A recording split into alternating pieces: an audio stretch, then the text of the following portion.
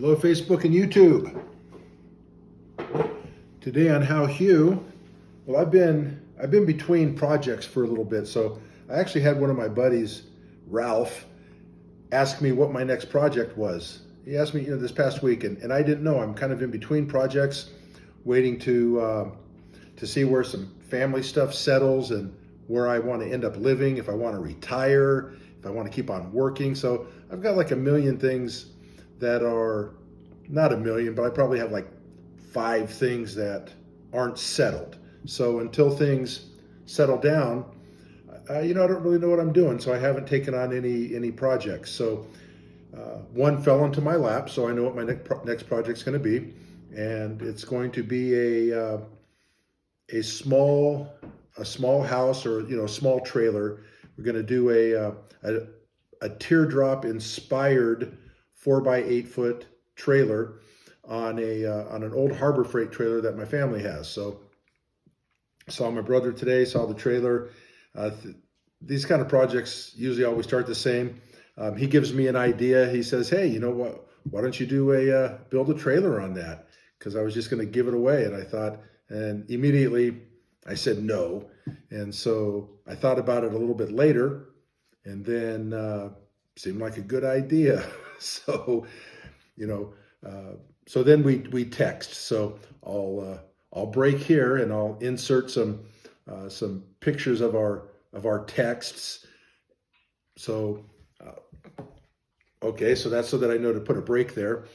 I'm not really good at editing, so you kind of get what you get. If you're here for the visuals, other than all of this, then you're on the wrong YouTube channel.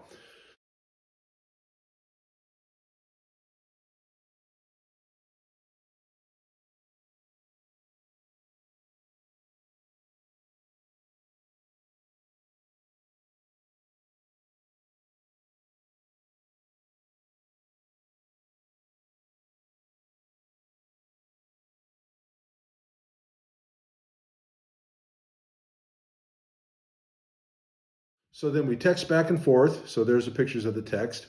And here's some pictures of the old trailer. So I'll cut here, put in the pictures of the old trailer.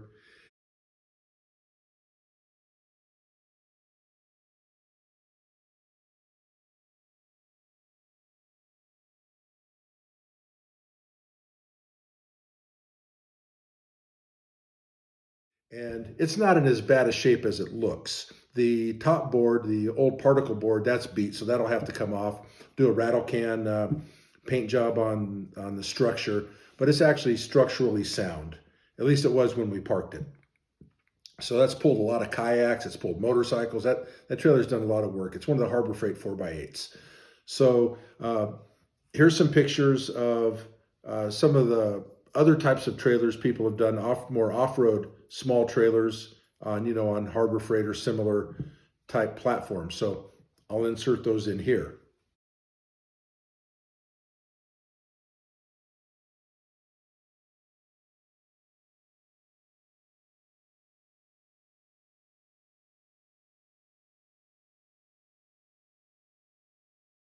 Hello, puppy.